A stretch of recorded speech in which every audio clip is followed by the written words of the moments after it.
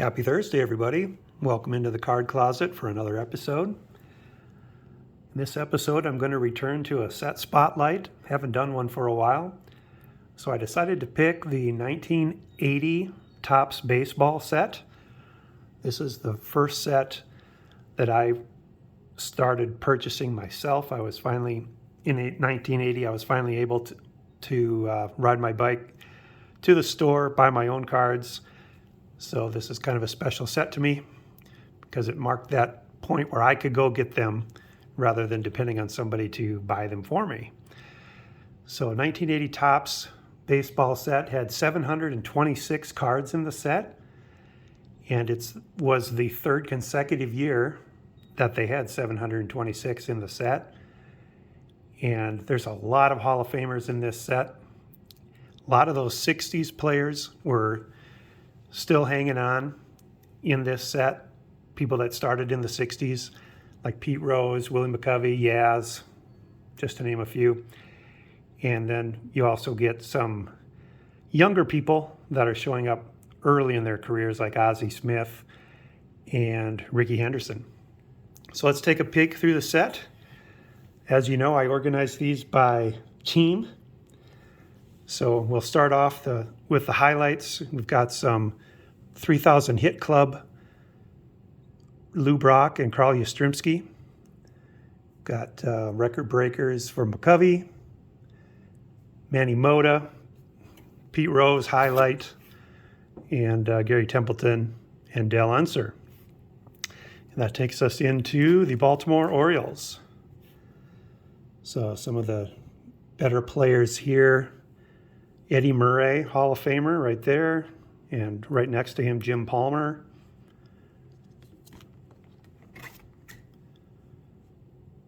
Here's the good guys, the Boston Red Sox. We've got Dennis Eckersley, Hall of Famer, Carlton Fisk, Hall of Famer. Probably one of my favorite cards in the set, Fred Lynn, the way he tucks that card up under his elbow there when he runs in. I used to do that when I played baseball around that time, and when I'd run into the dugout after the third out, I'd tuck my glove up in there like that. Jim Rice, Carl Yastrzemski.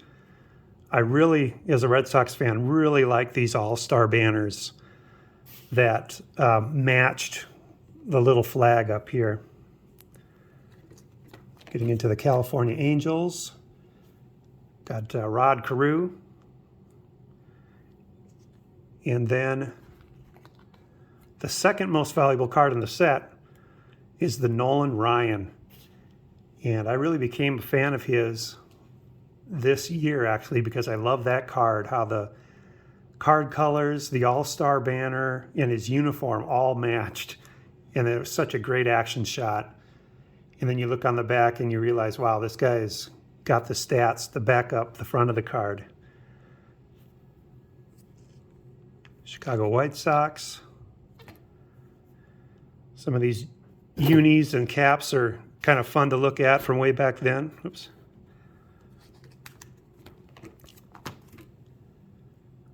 Here's Bobby Bonds, father of Barry.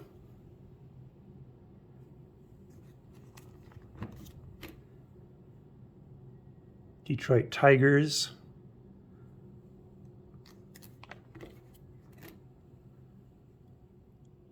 There's Jack Morris, Hall of Famer. Lou Whitaker, Alan Trammell, early in their careers. We get to the Royals here, and we've got George Brett, Hall of Famer. Got the All-Star banner on that one as well. Really cool looking card.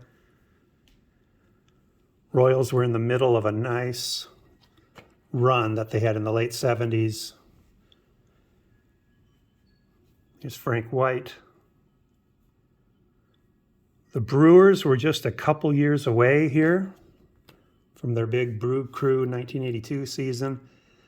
But some of the guys were already there on the team, like Gorman Thomas and Ben Ogilvy, Cecil Cooper. And then the lowly Twins, local fan favorites. I like this Jerry Koosman card, full body action shot there a little later in his career.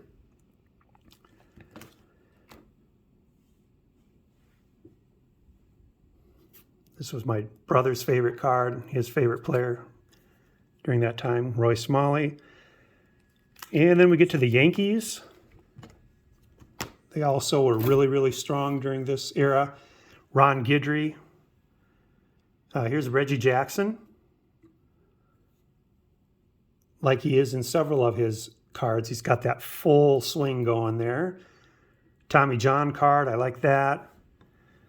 New Hall of Famer Jim Cott as a Yankee, I like that one too.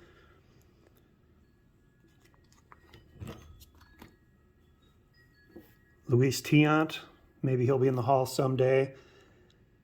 And then the Oakland A's had this rookie here named Rickey Henderson. This is my Rickey Henderson rookie card. Really sharp, nice condition. That's the most valuable card in the set, obviously.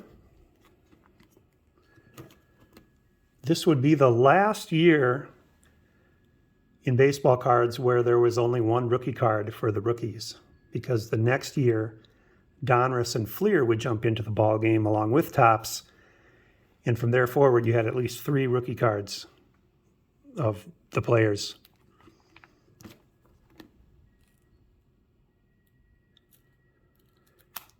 Seattle Mariners. Texas Rangers had Fergie Jenkins, who was still putting up pretty decent numbers at that point in his career. Al Oliver, I wouldn't be surprised if he's a Hall of Famer someday. Get to the Blue Jays.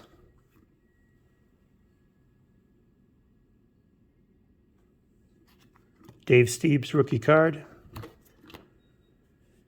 And then between the leagues, I've got the league leader cards. So got Dave Kingman and Gorman Thomas leading the league in home runs. RBIs was Dave Winfield and Don Baylor. And the batting champs were Keith Hernandez and Fred Lynn. Look at some of these names here. J.R. Richard, strikeout king, Nolan Ryan. Here's Phil and Joe Niekro leading the league in wins. J.R. Richard and Ron Guidry here. Here's a couple names that time has forgotten. Omar Moreno and Willie Wilson. This is that era when stolen bases were very, very prevalent. And of course, 2 years later, Rickey Henderson would break the all-time steals record. Here's Dale Murphy. Wouldn't be surprised to see him in the Hall of Fame someday. Hall of Famer Phil Niekro. Still on the Braves in 1980. But he would be going to the Yankees shortly. Here are the Cubs. Here's that home run king, Dave Kingman.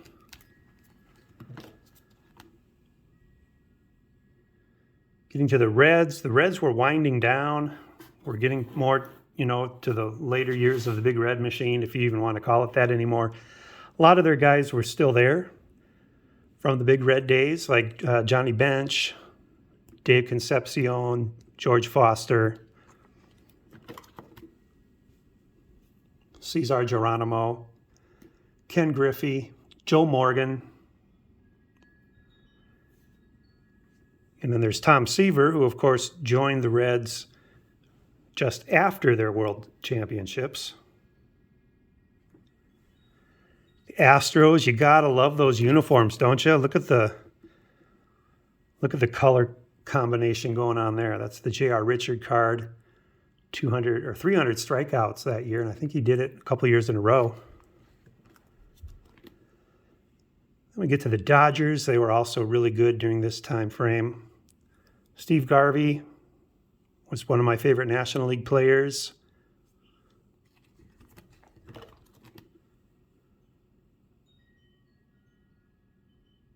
Here's another Hall of Famer here, Don Sutton. Far from the end of his career. Hall of Famer Gary Carter, Andre Dawson here. Spaceman Lee, not on the Red Sox anymore there. Here's Tony Perez, Hall of Famer.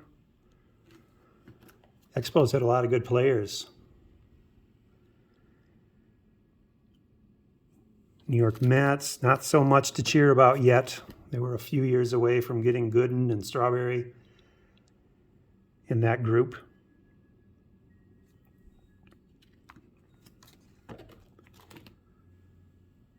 And here are the Phillies. Steve Carlton, I really like that photo. Like the All-Star banner there.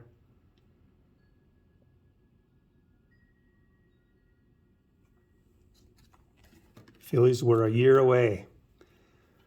Pete Rose was on the Phillies. This is his first year on the Phillies. And Mike Schmidt, Hall of Famer right there. Then come the Pittsburgh Pirates. Dave Parker, very dominant player during this time frame. Willie Stargell. This is 1 year after their World Series win over the Orioles. So the stats on the back of these cards show that 1979 season. You know, I'm curious to know what some of you younger viewers think when you look at this set and the design and the layout. Because I grew up with this set, it doesn't look old to me, but it probably looks really old to younger people. I like how they've got the flags for the position and the team name. I like the colors they chose this year. Just a nice set. Probably one of my favorites from the 80s, probably in the top 2 or 3. Now we're on to the Cardinals.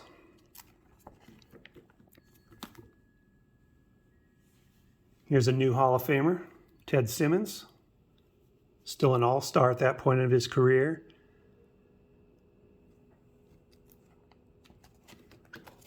And we've got the Padres. Padres have got Gaylord Perry. That was one of the last cards I needed to complete this set. I'm not sure why. Just kind of one of those odd things. Dave Winfield on the Padres. Again, look at the color coordination of the All-Star banner, the flag up here, and the jersey. Very cool looking card.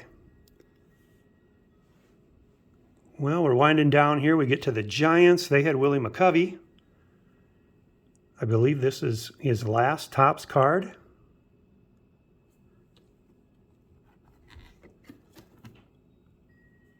And then that will do it. These were how a lot of the rookies had their rookie cards in 1980.